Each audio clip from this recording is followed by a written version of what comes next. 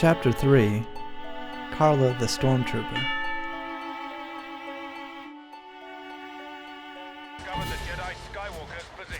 Carla the Stormtrooper hated the graphical user interface. My world looks a lot more magical when there's not a bunch of yes-nos and blip-blops reducing the entertainment value of my experience down to my kill-to-death ratio, she said. Carla liked the feeling of being immersed in the famous proprietary worlds, the sudden rush of encountering someone new, and the thrill of trying to ascertain whether they were friendly or enemy before giving away her position. She even thought it was exciting to be cut down by the various heroes. But with her UI disabled, Carla was at a huge disadvantage. Her enemies could use their radar to identify her position more easily than she could theirs, and they could discern between allies and enemies with the presence or absence of their nameplate, not to mention knowing where the current objectives were, knowing the power-ups that had been picked up, or even having any kind of aiming indicator even when zoomed in. One Christmas, Carla was told by the boss Stormtrooper that if she didn't meet her stormtrooping quota, he would throw her off the top of the Death Star or something like that, he joked. "I'm joking," he said. "You're not actually doing that bad, but there is certainly room for improvement. Why don't you try turning on your user interface?" he mansplained.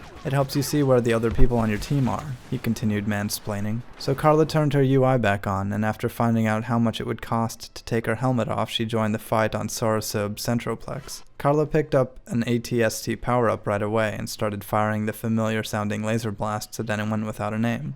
Almost immediately, Carla started to build a combo, and although the turret was hard to aim accurately, the lasers and the onboard computers did most of the work. Carla was really starting to shut down the rebellion. It didn't feel like she was doing all that much. The crosshairs and the auto-aim simplified combat, and she could keep her distance from the rebels while keeping tabs on the locations of her allies. This artillery approach was so effective, in fact, that her opponents were desperately dive-bombing aircraft directly at her seat. These attempts had no avail, but instead the rebels exploded into spectacular cinematic displays. "I think I would enjoy these fantastic moments a lot more if my user interface was disabled," she said. "But then again, without it I would never know how many points I had, or if I was technically winning this demonstrably endless conflict. I guess that's basically what being a stormtrooper is all about," she conceded, her 12-0 KD empirical evidence that she was having more fun than when it felt like she was in a Star Wars movie. And with that, she never turned off the user interface again.